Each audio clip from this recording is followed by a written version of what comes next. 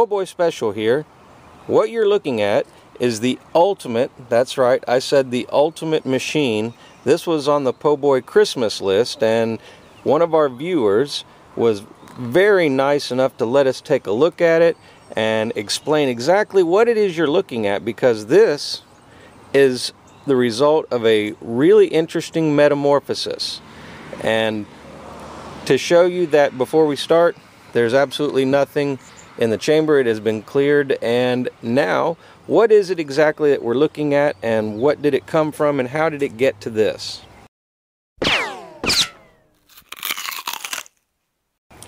It was originally purchased as a standard M-4 model, which was a 16-inch barrel and with a collapsible stock with standard furniture on it.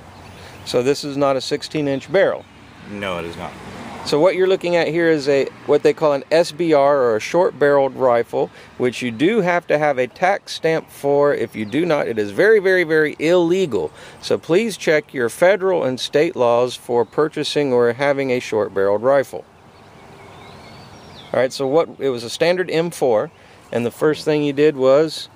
Applied for and waited for the approval of my tax stamp, and then I could proceed with the build. I took a heavy barrel 16-inch and I cut it down to a 10.5-inch. Nice. I won't go into specifics as far as modifications to the barrel itself. You'll have to consult with a licensed Class 3 gunsmith and so forth. But it has been modified down to a 10.5-inch. I've replaced the standard gas block with the Arms brand collapsible front sight. Oh, no, look at that. Now that is nice. And I was able to change the front sight to a Trigicon night sight in the front. All right, we'll take a look at that here in just a minute when we hold it up and look at the other sight.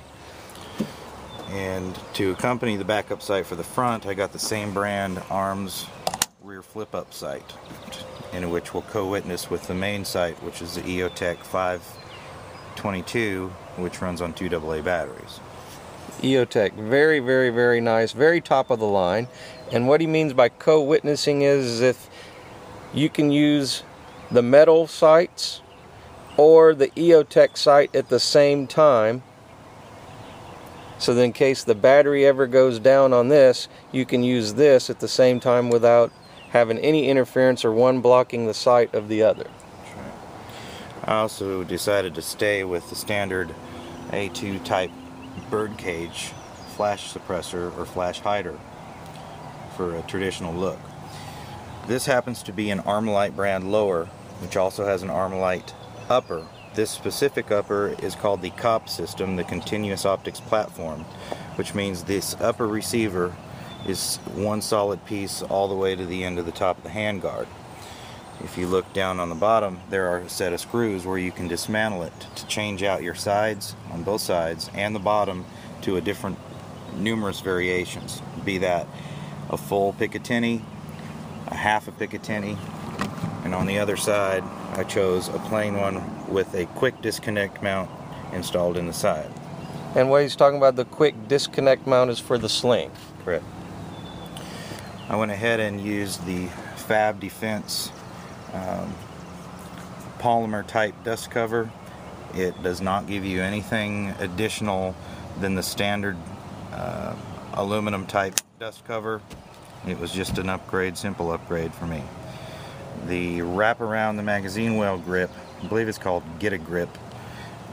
Since I prefer to grab the front of the magazine well, it makes it a lot more comfortable for me when accompanied with the magazine. And the magazine itself is? Nothing but PMags. Nothing but PMags. That's what I'm talking about. PMags, baby. And this happens to be the new Generation 3 PMag. The new Generation 3. Awesome. But if you're using any AR type platforms, the Generation 2s are absolutely fine. Magpul modified a couple of things to enable them to incorporate with the SCARs and HK 416s and other various models a little more reliable. But you won't have any problems with the Gen 2s. I also replaced my bullet button, my magazine release button, with a Seekins billet button, just for right cosmetic. Here. Awesome. The trigger in here is a Giselle trigger which has been polished, and had a little trigger job on it myself. I paint filled. I simply went to Walmart with acrylic paint, and I used a Q-tip to dab the color, the paint coloring in it, and I just used my finger as it was still wet to wipe the excess off. After it dried and cured, I just used a damp washcloth to get the haze off of it. Just a nice touch, kind of like the HK type backfilling. That looks pretty cool. You can see it very well.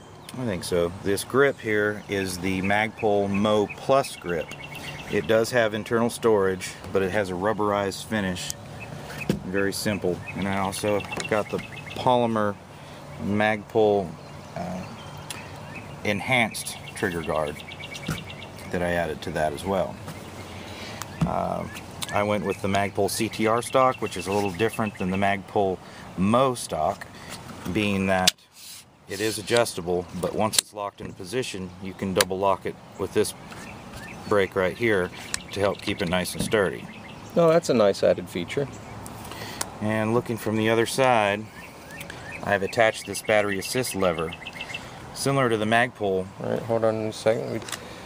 Not to confuse everybody, so you won't have to look upside down.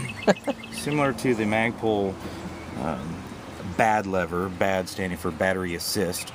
This is actually made by Troy, and I like it because it's secured a little better to the gun, which enables you, it hooks to the bolt release button. You can manually release your bolt by pushing it in here normally. However, it sticks out in through the trigger well where you can simply push this button to release your bolt, which also makes it easy to lock your bolt back by simply pushing up on it as you charge it, and it locks in. Now, isn't that nifty?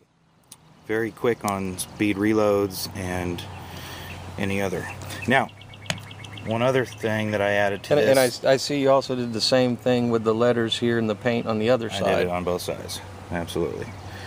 Now, I added this back plate with a single sling mount attachment, and it gives me a couple options. I can use the quick disconnect here, and also the Magpul CTR stock has it incorporated in the stock. I can use a 2-point, or I can also go to a 1-point type of sling, just whatever your application is at the time. Probably one of my favorite features on this gun is the Raptor charging handle. Now, I'm going to lock the bolt back to be able to show you that it has a complete ambidextrous, here's the brand, There it is. It's distributed by Rainier Arms, but it's made by Axis. And I believe Bravo Company has their own idea of this same charging handle. But this is the original one. It is completely ambidextrous from either side, making it extremely fast and easy in charging your weapon. So you can be right-handed, left-handed, doesn't matter. Either side, either way. Right side, left side. You can palm blade it. You can charge it like a traditional. You can use it on either side. Whatever works best for the operator. Now that's just awesome. Now, and just out of curiosity, if an average Joe Schmo person like ourselves and our viewers were here would want to trick out their M4 or their AR to do this, obviously excluding the tax stamp and everything, just for the modifications of the equipment, about how much would you be looking at? I've totaled up all of the products that's in this gun, and it's roughly around the $3,000 range. Yes, it can be done cheaper if you want to change some of the items on here to best fit your needs or wants, but yeah, it's not a cheap thing. The main thing is this is a class 3 weapon because it is underneath 16 inches for a required rifle length. Well, let us show you the EOTech. Hold on, and we're going to reconfigure it so you can see. It has the front pop-up sight here, has a, is it a night sight? I put a Trijicon night sight on it, and we're going to look through the EOTech and the night sight. Hold on just a second.